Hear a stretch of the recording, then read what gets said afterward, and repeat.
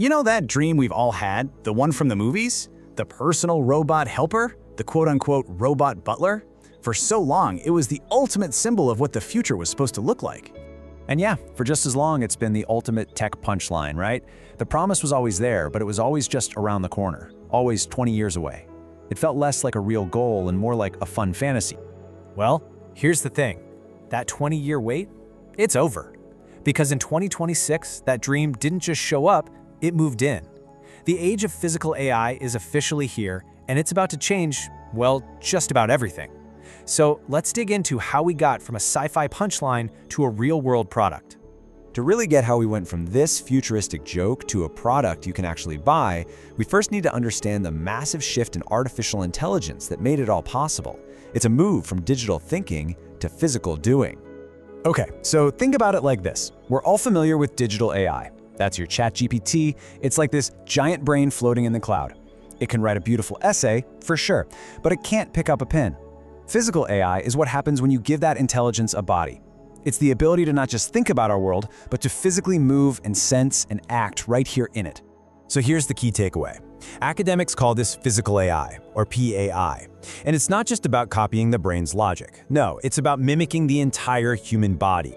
It's this incredible fusion of smart software and actual hardware, of code and materials, that lets a machine understand and operate in our messy, unpredictable physical world.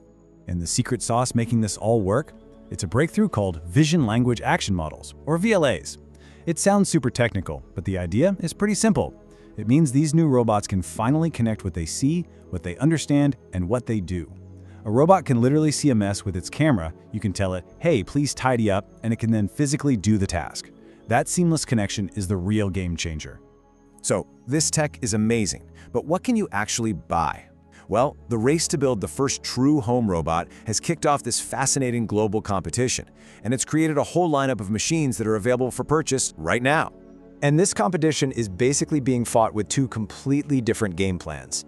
Over in the US, you've got the validation-first approach. Companies build everything themselves, they obsess over safety, over reliability, before releasing anything. Meanwhile, in China, it's all about implementation first. The goal? Get products to market fast, make them cheap, and improve them as you go. It's this huge gamble on whether caution or sheer speed will win the race for your living room. When you break it down, the US path, taken by big names like Tesla and Figure AI, is really methodical. They control everything from the nuts and bolts to the software. But the Chinese path, led by companies like Unitree, favors an open ecosystem to slash costs and get to a massive market scale at an incredible pace. It really is a fundamental clash. Do you perfect the product or do you capture the market? And the result of that implementation-first strategy? Well, suddenly, the idea of owning a humanoid robot isn't some fantasy for millionaires anymore. In fact, affordability has become a major battleground.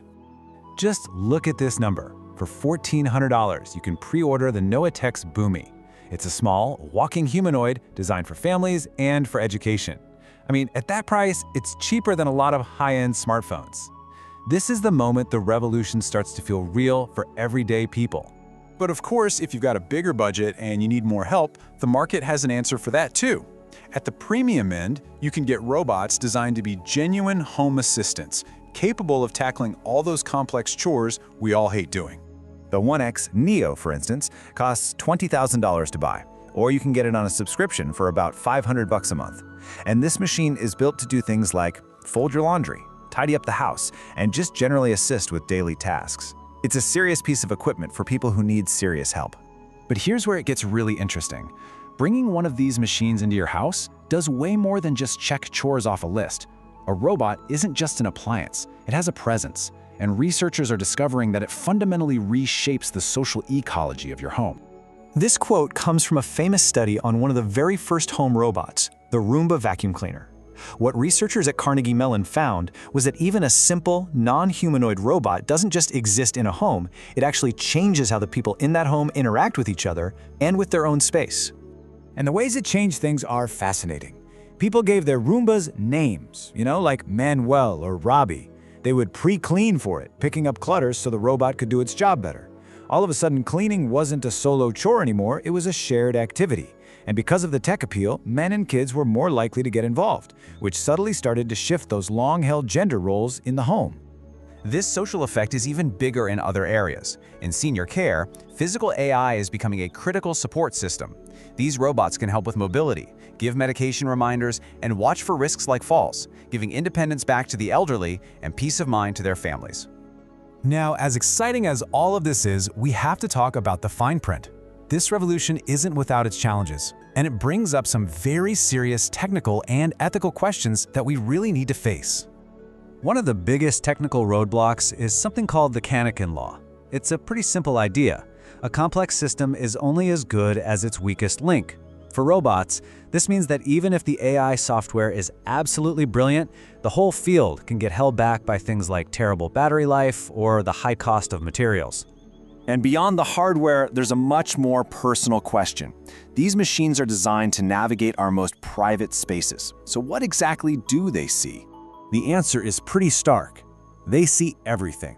They map every single room. They learn your daily routines, when you wake up, when you eat, when you leave the house. They use facial recognition to know who's who. In short, they collect all the data they need to build an incredibly detailed profile of your private life. And finally, there's a more subtle ethical risk here: deception. To make us feel comfortable around them, these robots are often designed to act friendly, even to fake emotions. This can lead to a really unhealthy attachment, especially for vulnerable people like kids or the elderly, who might form deep bonds with a machine that can't and will never actually feel anything back. So, the science fiction future has finally arrived. The technology is real, the products are hitting the shelves, and the changes to our society have already started. We've seen how they work, who's building them, and the huge ways they're going to change our lives, for better and for worse. The only question left is the one we each have to answer for ourselves. Are you ready to open the door and let it in?